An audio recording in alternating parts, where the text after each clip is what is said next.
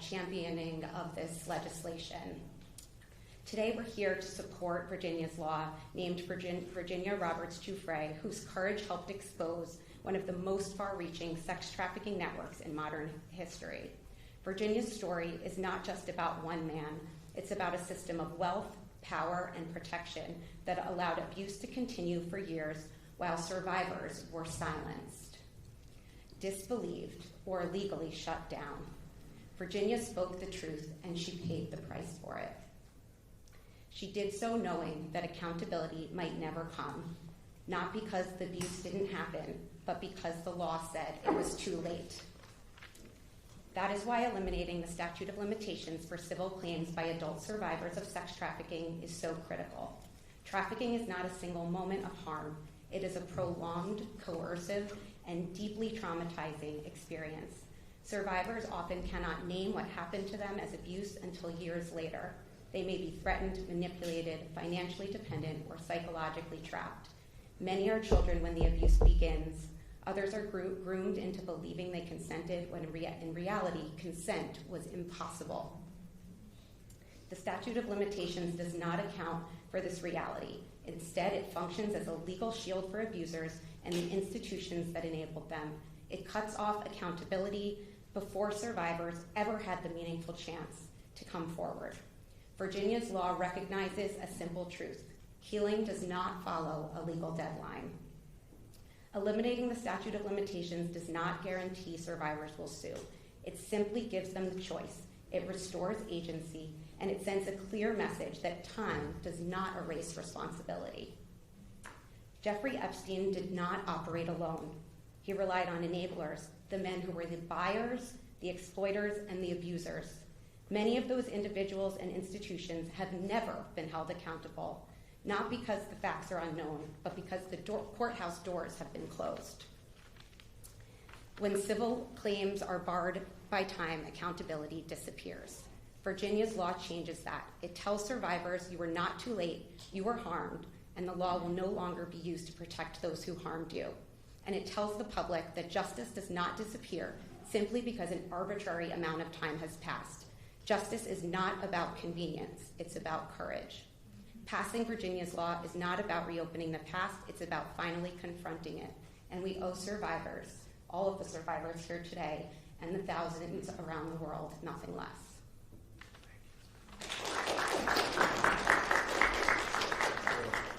Let me say this, Guy. So the Bible tells us when something terrible happens to people, the natural inclination is to curse the darkness, to turn inward, be angry.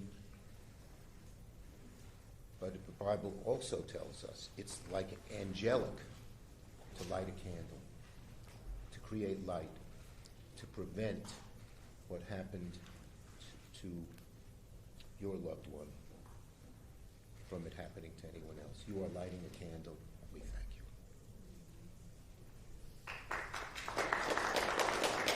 Okay.